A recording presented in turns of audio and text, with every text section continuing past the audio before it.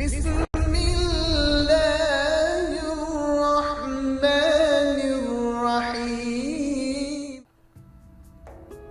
محبت ایک ایسا جذبہ ہے جو کہ انسان کو عقل و خرد عطا کرتا ہے، مگر بشرطے کہ یہ جذبہ خالق حقیقی کی محبت کے لیے ہو یا اس کے محبوب قبلہ عالم حضرت محمد مصطفیٰ صلی اللہ علیہ وآلہ وسلم کی محبت کے لیے ہو۔ یوں بھی کہا جاتا ہے کہ انسان کے جینے کا مقصد ہی محبت ہے۔ اللہ نے بھی یہ کائنات اپنے محبوب کی محبت میں آ کر خلق کی، اور اس جہان کا حاصل و مقصود بھی وہی پاک ہستی ہے جس کی محبت میں یہ دنیا خدائے واحد نے خلق کی، اور وہ ہستی وہ ہے جس نے خود بھی اپنی حیات طیبہ میں دوسروں سے محبت کرنا سکھایا۔ اس ویڈیو میں ہم بات کریں گے عثمانی دور میں تعمیر مسجد نبوی کی، اور نظارہ کریں گے تاریخ کے ان سنہری دنوں کا جبکہ وہ پاک جگہ تعمیر ہو رہی تھی، اور سرشار ہوں گے ان عاشقان حق و صداقت کی محبت سے جنہوں نے اس عظیم کار خیر میں حصہ لیا۔ ویڈیو کی تفصیل میں جانے سے پہلے نہایت ادب کے ساتھ گزارش ہے کہ چینل کو سبسکرائب کر لیجیے اور ساتھ ہی بیل کے آئیکن پر کلک کیجیے تاکہ ہماری نئی آنے والی ویڈیوز آپ کو تواتر سے ملتی رہیں۔ لوگ تاج محل کو محبت کی علامت قرار دیتے ہیں، مگر یقین کریں کہ عثمانی دور میں مسجد نبوی صلی اللہ علیہ وسلم کی تعمیرات کی دنیا میں محبت اور عقیدت کی معراج ہے۔ ذرا سنیے اور دیکھیے اور اپنے دلوں کو عشق نبوی صلی اللہ علیہ وسلم سے منور کیجیے۔ ترکوں نے جب مسجد نبوی کو تعمیر کرنا شروع کیا تو انہوں نے اپنی وسیع عریض ریاست میں اعلان کیا کہ انہیں عمارت سازی سے متعلق فنون کے ماہرین درکار ہیں۔ اعلان کرنے کی دیر تھی کہ ہر علم کے مانے ہوئے لوگوں نے اپنی خدمات پیش کی۔ سلطان کے حکم سے استنبول کے باہر ایک شہر بسایا گیا جس میں اطراف عالم سے آنے والے ان ماہرین کو الگ الگ محلوں میں بسایا گیا۔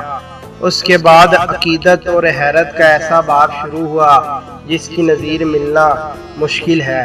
خلیفہ وقت جو دنیا کا سب سے بڑا فرما روا تھا، وہ نئے شہر میں آیا اور ہر شعبے کے ماہر کو تاکید کی کہ اپنے ذہین ترین بچے کو اپنا فن اس طرح سکھائے کہ اسے یکتا و بے مثال کر دے۔ اسی اسنا میں ترک حکومت اس بچے کو حافظ قرآن اور شہ سوار بنائے گی۔ دنیا کی تاریخ کا یہ عجیب و غریب منصوبہ کئی سال جاری رہا۔ 25 سال بعد نوجوانوں کی ایسی جماعت تیار ہوئی جو نہ صرف اپنے شعبے میں یکتائے روزگار تھے بلکہ ہر شخص حافظ قرآن اور بعمل مسلمان بھی تھا۔ یہ لگ بھگ 500 لوگ تھے۔ اسی دوران ترکوں نے پتھروں کی نئی کانیں دریافت کی، نئے جنگلوں سے لکڑیاں کٹوائیں، تختے حاصل کیے گئے اور شیشے کا سامان بہم پہنچایا گیا۔ یہ سارا سامان نبی کریم صلی اللہ علیہ وسلم کے شہر پہنچایا گیا تو ادب کا یہ عالم تھا کہ اسے رکھنے کے لیے مدینہ منورہ سے دور ایک بستی بسائی گئی تاکہ شور سے حضور اکرم صلی اللہ علیہ وسلم کی بارگاہ کی بے ادبی اور مدینہ منورہ کا ماحول خراب نہ ہو۔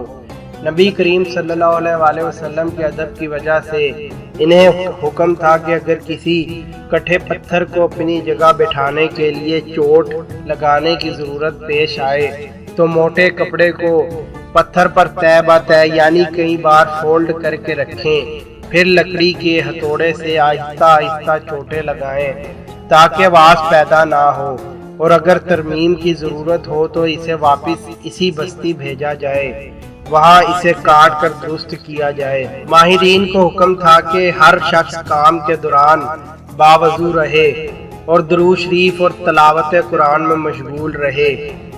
حجرہ مبارک کی جالیوں کو کپڑے سے لپیٹ دیا گیا کہ گرد غبار اندر روزہ مبارک میں نہ جائے۔ ستون لگائے گئے کہ ریاض الجنہ اور روزہ پاک پر مٹی نہ گرے۔ یہ کام 15 سال تک چلتا رہا اور تاریخ عالم گواہ ہے ایسی محبت ایسی عقیدت سے کوئی تعمیر نہ کبھی پہلے ہوئی اور نہ کبھی بعد میں ہوگی۔